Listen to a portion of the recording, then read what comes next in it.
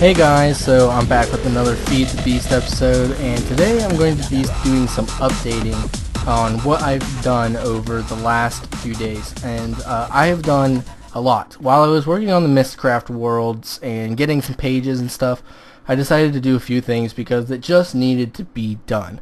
And so now I've got them done and I want to show you guys. So first off what I'm going to show you is I have upgraded my modular power suit.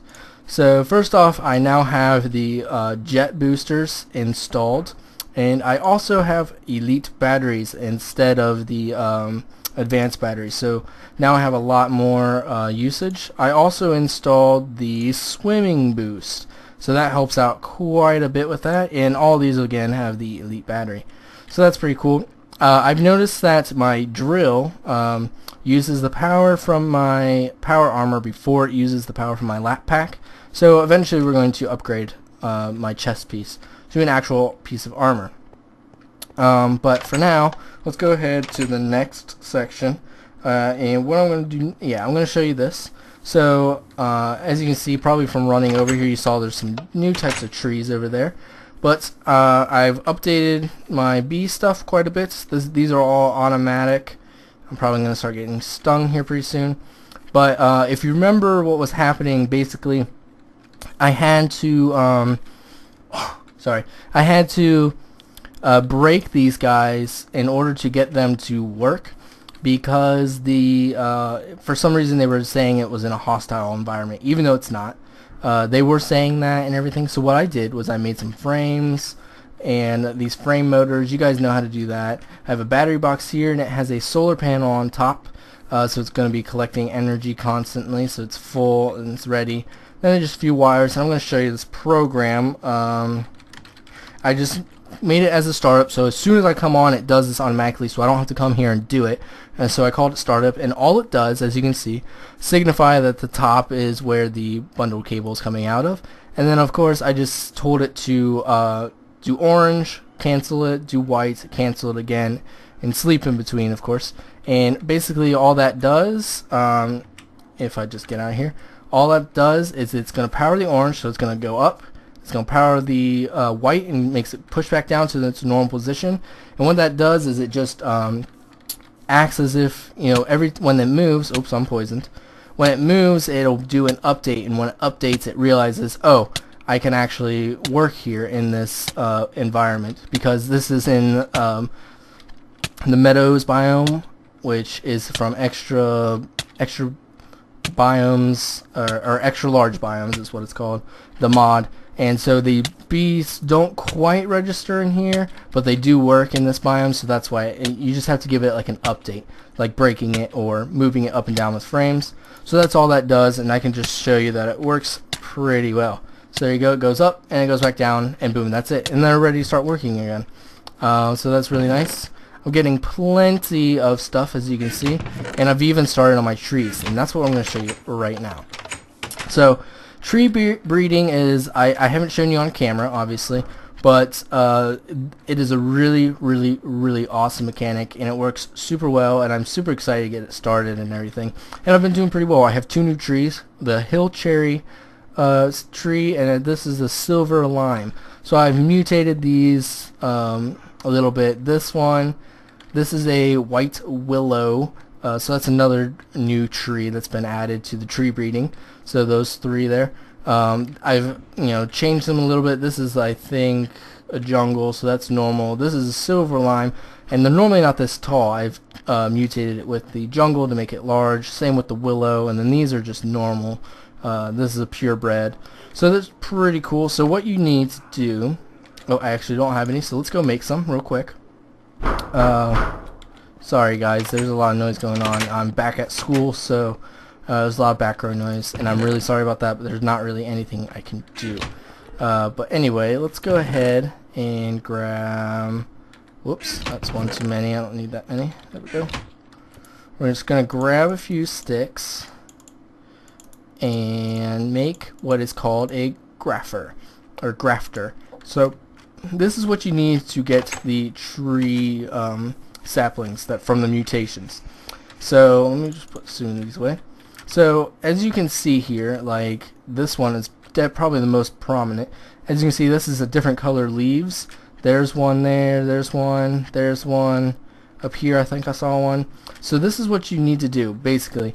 By having these trees around the bees, they will be pollinated and they'll crossbreed with each other. And that's how I've gotten these 3 trees. This is the first one I got, the willow. Then I got the silver lime, and then once you have the silver lime, you breed it with something I can't remember off the top of my head, and you get the hill cherry. So that's really cool. And right now I'm working on trying to get the hill cherry and the silver lime to get a walnut tree. So there you go. That's a little spoiler info for you guys. But all you have to do is search for one of these spots. I'm just going to do this hill cherry one. And, oop, I got a cherry. Look at that. Nice. These grafters, what they'll do is if you use them on any of the mutated or any of the trees that have been put through the treealizer, if you use it on one of those, you can't use it on normal saplings, unfortunately, but any of the ones that have been put through the treealizer, with the grafter you have a 100% chance of getting it. However, as you can see when I break this, there's actually another one. It has a quite low durability. I think you get 5 saplings and that's it. And there is a bug with it, so I'll get to that here in just a second. Let me just get a few more. So as you can see, this is all you have to do. You just find these mutations and collect them. And it looks like we didn't get what we were looking for. That's okay though. Let's see. There's another one here we can try. That's the silver lime sapling there. So let's grab that, and we got a few. Here's some more. So as you can see right now, actually, if you look at my grafter, it's the durability is actually gone. So if you try using it now, it won't actually work. As you can see, I don't actually get a sapling. So you've got to be really careful with that, because you could get the mutation you want but not get the sapling. Because if you don't use the grafter, it's a normal percentage chance, just like any other tree, of getting the sapling or not. So you got to be really careful with when you're breaking these things, to make sure that if you get to this point, just go ahead and get rid of it. You cannot repair 2 that are almost broken to get like an extra use. Doesn't work. I've already tried it. Sorry guys. So as you can see right there, that's one of those white willows. So it doesn't look like we got a the chestnut, but that's okay. We'll keep looking and everything. It's not a big deal. I know it's a mixture between the hill cherry and the silver lime, because I've been trying to get it for a while, and I've looked it up, and that's how you get it. So probably should put more of those 2 trees if that's what I really want. But there you go. I'm just gonna stick these back. Whoops. No, it's in here. I'm gonna stick these back in this. Oh, not in this chest. Wrong chest. Here we go. This chest. Just stick them back in here along with my cherries. Put those in there too while I'm at it. Actually, I'm gonna put these back in my orange bag so I have them. Cool. So now, next, let me look real quick and see what I was going to show you next. Oh yes, spawners. So I've done some work. If you remember, I started on my cow and I've been on spider for a while, but now I have the spawners. And with the jet booster, now I can get up here pretty easily. So there we go. You can see I have 4 spawners now, which is excellent. And this took a while to figure out, because when I put these 2 in there, they obviously didn't go, the zombie was up here and they switched places, so I had to figure out how to realign them and everything. But I got it working, and it's great, and I'm got lots of leather and meat. So now let me look at, oh yeah, let's go over to the farm. As you can see, I have this set up now, so it pulls the wheat out, as you can see, and then this filter just pulls out the wheat from the slot. There you go. That seed, that should pull out when one more seed goes in. And as you can see here, I have a bunch of barrels. Oh my gosh, I have 205 stacks of 64. These have extra dimensional upgrades on them, which I'll show you guys how to make in a little bit. But real quick, I just want to show you this. Oh, as soon as it renders up. There we go. This is a router. I'll show you how to make one of these. I have the thoroughness upgrade on here, and I'll show you guys how to make these right now. Let me just look up router. So here you go. Router is made with 6 dark iron and these guys here. Pretty simple. And the thoroughness just has soul sand and dark iron. Pretty cool. So all you have to do is take that thoroughness, right click on this guy, and you'll upgrade him. But obviously, where's all this stuff coming from? I have made tons of golems, and I did have iron, and then I upgraded these to gold chests, but then those got full too, and I didn't want to upgrade them all to diamond chests, because what a waste of diamonds, right? So instead, now they are being sucked out with transposers and put through the whole barrel system. That should have loaded. There we go. So as you can see, getting tons of stuff. But yeah, I've had to upgrade these 3 barrels. Pretty soon, we're probably gonna have to upgrade the carrots and the potatoes because those seem to grow pretty fast. Maybe these seeds eventually. So those are really nice. And the reason that's really helpful, actually, no, that's fine. There's no mobs around. The reason that's really helpful is because of these guys over here. So I've done some villager stuff, and I've really gotten to the point where I can pretty much have as many emeralds as I want. I accidentally killed too many of the villagers, so now they have to start repopulating, and these guys sometimes they breed with each other, but most of the time, because the fence is in between them, they can't reach each other, so that they don't breed with each other. So I had one villager left, so I had to move him, or he was out, and I had to move this guy who was in here out in order for them to breed, and they're slowly repopulating, which is good. Please don't come over here. Okay, good. So let me show you these guys. Basically, if I show you this bag here, you'll see I have a stack, almost 2 stacks of emeralds. Now, how in the world would I get that, you might ask? That's pretty simple. Come up to this guy here, and as you can see, 16 coal for 1 emerald, 15 raw beef for an emerald. What else? 15 raw pork chops for an emerald, and that's about it.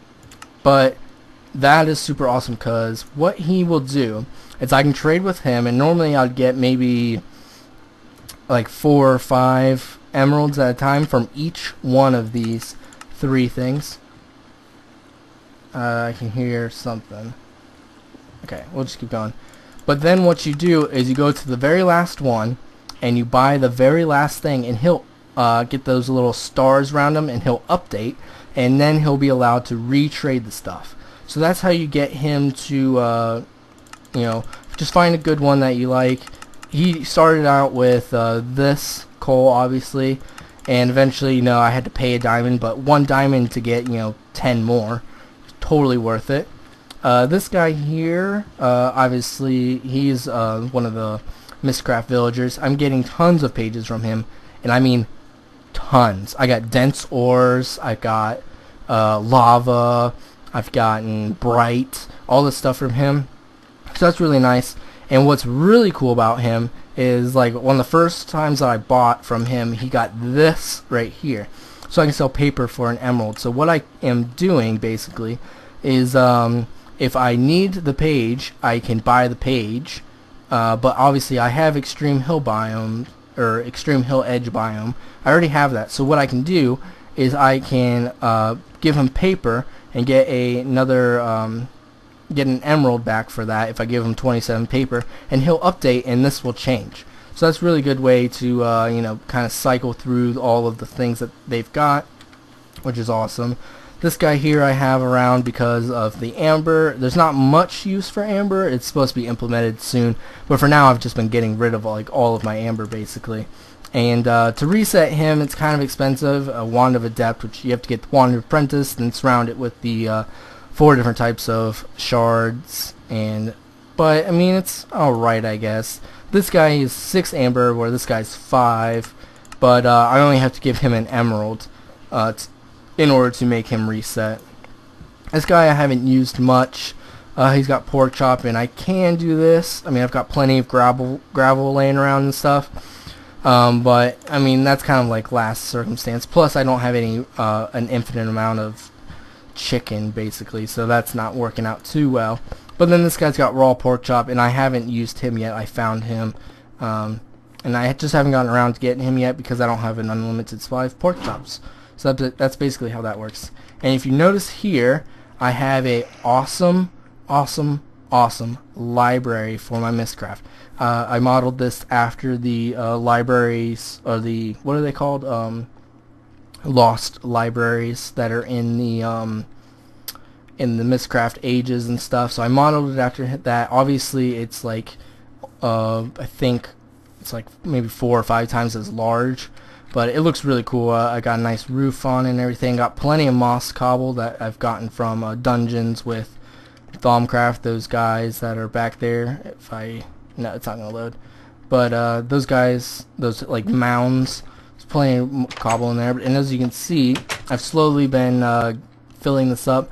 I've used tons of that leather and the reeds from the farm in cutting down plenty of those trees, those redwood trees in the background, to make this huge area in here, which is awesome. I'm loving it. I've got plenty of lecterns, plenty of book stands for stuff, and as you can see, I've gone to quite a few ages. I've got a void age, which has some negative effects, but no like spontaneous explosions or lightning or anything, which is good. But you know, I can put a roof on it and I won't have those effects anymore. Obviously, these two are both negative worlds. I think I did these on camera. Those are both negative worlds, but they've got cows, like endless supply of cows basically, but I don't really need those anymore because I've got the spawner. But I use those to get the last few kills on cows in order to complete my shard. And then this is glowstone. These have glowstone crystals in them. I gave them those characteristics, but they're both negative. One has, I think this one has spontaneous explosions, and this one has scorched surface, so they're not that great. And then obviously this is a good age here, but it's kind of depleted. And this one I haven't gone to yet, I don't think, but I'm going to pretty soon, hopefully at least. As mentioned, I did need to upgrade my tree farm here. Hopefully I don't get killed by this creeper or anything. Yep, there they are. They're coming. But I had to fix that. What the problem was as you can see, the pipe was coming out the side like that, as you can see right there. But that's only where logs come out. You have to pull saplings and apples out of the top. So I have that working now.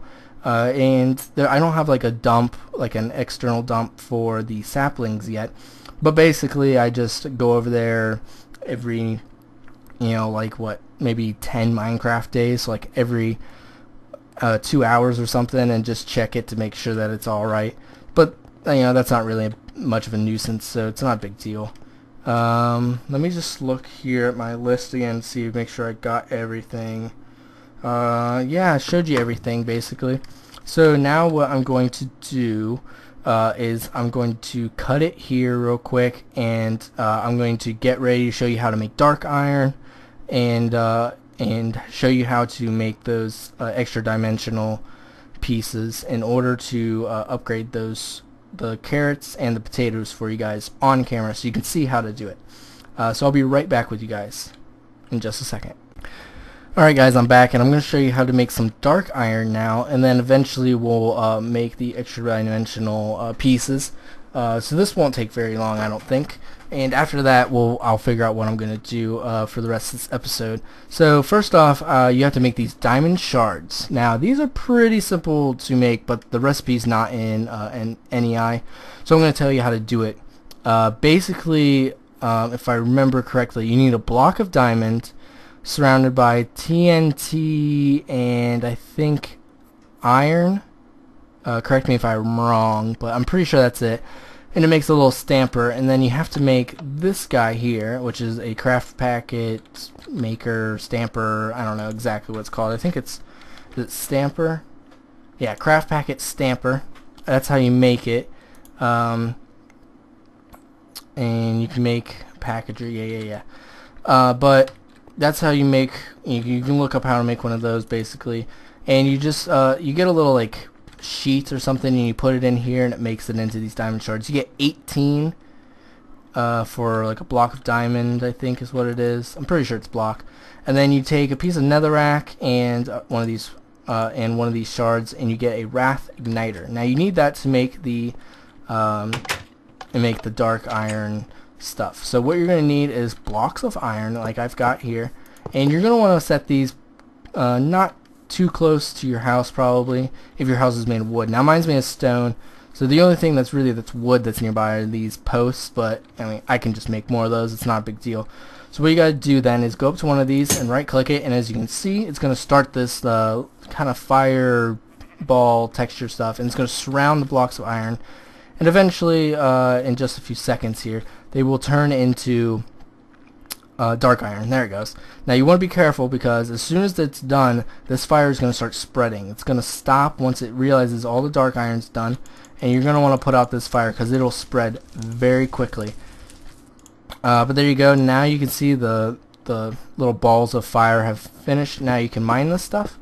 And here's the disadvantage. One block of iron takes 9 iron, but you only get 4 for each block, which really kind of sucks. But you know what? It's totally worth it when it comes to these extra dimensional things. So let's go ahead and get ready. I think I'm gonna need another ender pearl, so I'll make one of those. But also we're gonna need to make 4 blaze rods now, because I'm doing 2 of these guys, which means, yeah, we only need that many ender pearls, I think. 2 pieces of leather. Let me just look up. I'm pretty sure I need a barrel. Let me see here. Yeah, it's a barrel. 4 dark iron. 2, yeah. Okay, so I've got in here, I have a blueprint for barrels because I've been making so many of them. So now I've got that. Let's go ahead and make this in here. Oh wait, we need to make blaze rods out of this blaze powder. That's how you make blaze rods, if you didn't know. So now you know how to do that. So let's go ahead and make this stuff. Oh, I need to make another ender pearl. I'll do that in a minute. What was on the bottom? Oh yeah, leather.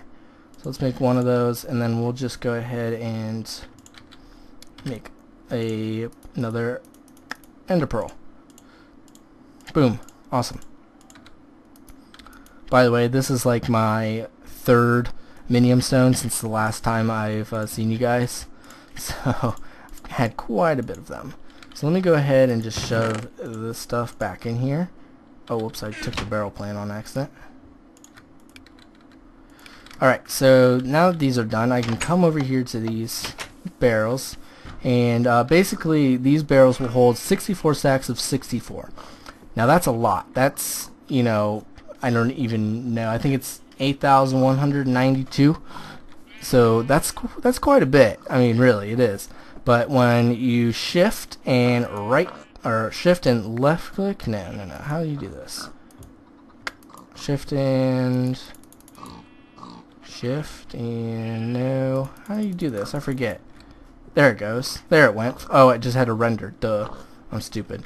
But there you go. Now you see this black border. It'll be different, I think, for you guys. I'm not sure because I have this texture pack, but basically now it will allow you to store up to what was it, 1,024 stacks of 64.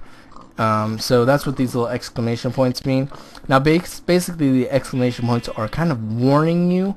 Now if I was to break this barrel of netherrack, the extra 11 stacks and the 11 that are here will disappear, like forever basically, because they're stored extra dimensionally and you can't get them back. So that's kind of a bummer, but if you need to move it, I mean obviously with this 209, that's a lot of stacks, you know, left over, and I probably wouldn't want it anyway. But like, you know, 11 stacks, you can carry that in your inventory, so if you really need to, you can get them out, break it, move it to wherever you need to, and that pretty much does it for it. Oh, let's go ahead and put the, oops, I got turned around, my bad. Let's go ahead and put this guy on here as well. There you go, and it should render there. Basically that's all you have to do. Shift right click on it, and it go ahead and it does that for you guys. So let me figure out what I'm gonna do now, because I didn't plan ahead, because I'm dumb like that, you know. So let me figure out what I'm gonna do real quick. I think we're gonna go to Miss Crafty Age and do some really cool stuff. But I gotta get ready to do that first. So let me get ready, and we'll start the next little project for you guys.